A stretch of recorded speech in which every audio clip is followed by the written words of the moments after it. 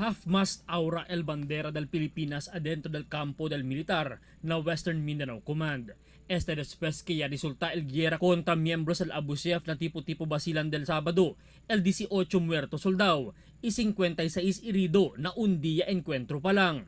Asigun con el commander del AFP, General Hernando Iriberi, quien ya endereza na Zamboanga City del ayer día del domingo, un operación el ya hace sila contra con el un Moroccan international terrorist que ta esconde el Abbu Sayyaf por causa este un aligaw maestro del asida del mga improvised explosive device ita ensinya si kilaya ase con el un suicide bombs igual na media este terorista amo si Muhammad Katab, quien ya puede también mata el militar na tipo Basilan del mismo Encuentro del Sábado, y junto con él ya puede también mata con el anak del Abbu Sayyaf leader Isnilon Hapilon.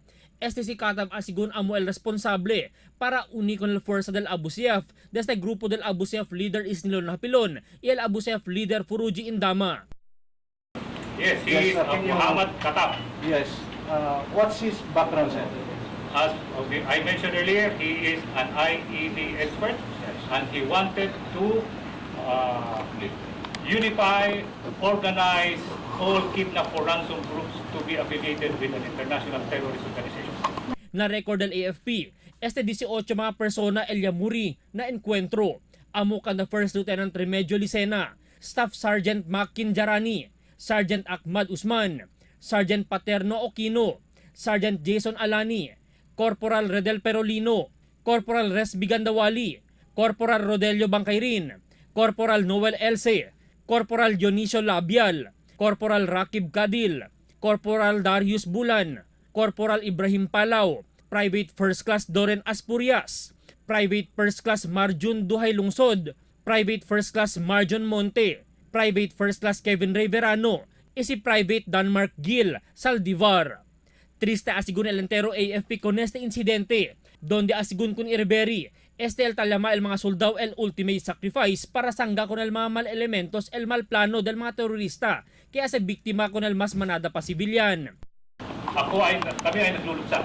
Buong armed forces ay naglulutsa sa panaw ng ating mga bayani. Ito naman ay sila nagbigay, they have given the ultimate sacrifice for peace and for our people. So, siyempre, nakakalungkot, but yan ang aming sinumpang patungkulan. Manadaya asigun mga soldado el perdebida na probinsya Palangdaan del Basilan. Sita acorda del año 2007, 23 mga Marines el Yamuri na albarca, donde 14 kanila el Yakurta el Pescuezo. Del año 2011, 19 también el Army Yamuri. Y este lang año, amo el 18 Muerto Soldao.